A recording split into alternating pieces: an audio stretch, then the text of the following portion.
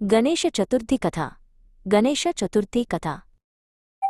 కైలాస పర్వతంపై పార్వతీదేవి ఒంటరిగా ఉన్నట్లు అనిపించింది. ఆమెకు తోడుగా ఎవరైనా ఉంటే బాగుండు అని అనుకుంది. అప్పుడు ఆమె తన శరీరంలోని పసుపుతో ఒక అందమైన బాలుణ్ణి సృష్టించింది. ఆ బాలుడికి ప్రాణం పోసి, గణేశా, నువ్వు నా కుమారుడివి. నేను స్నానం చేసేటప్పుడు ఎవరినీ లోపలికి రానివ్వకు అని చెప్పింది. గణేశుడు తన తల్లి ఆజ్ఞను శిరసావహించాడు. కొంత సమయానికి శివయ్య అక్కడికి వచ్చాడు. లోపలికి వెళ్లబోతుంటే ద్వారం వద్ద ఉన్న గణేశుడు ఆయనను ఆపాడు. అమ్మా, ఆజ్ఞ లేకుండా లోపలికి వెళ్లడానికి వీలులేదు అన్నాడు గణేశుడు.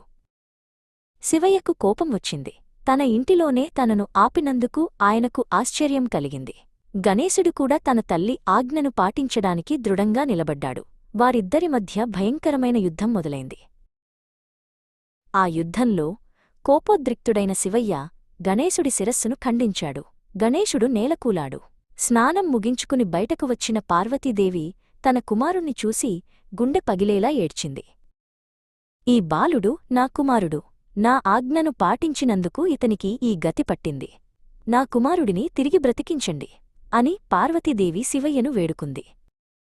శివయ్య తన తప్పును తెలుసుకుని తన గణాలను పిలిచి, ఉత్తరం వైపు తలపెట్టి పడుకున్న మొదటి జీవి శిరస్సును తీసుకురండి అని ఆజ్ఞాపించాడు. గణాలు ఒక ఏనుగు శిరస్సును తీసుకువచ్చాయి.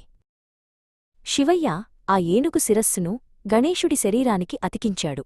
వెంటనే గణేశుడు ప్రాణంతో లేచాడు. పార్వతీదేవి సంతోషంతో ఉప్పొంగిపోయింది.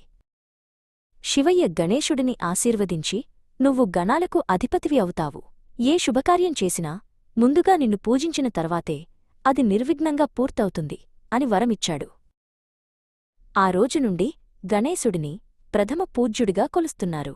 ప్రతి సంవత్సరం భాద్రపద శుద్ధ చవితినాడు గణేశుడు తిరిగి జన్మించిన ఈ పవిత్ర దినాన్ని గణేశ చతుర్థిగా జరుపుకుంటారు. ప్రజలు మట్టి విగ్రహాలను చేసి ఆయనను పూజించి ఆశీస్సులు పొందుతారు.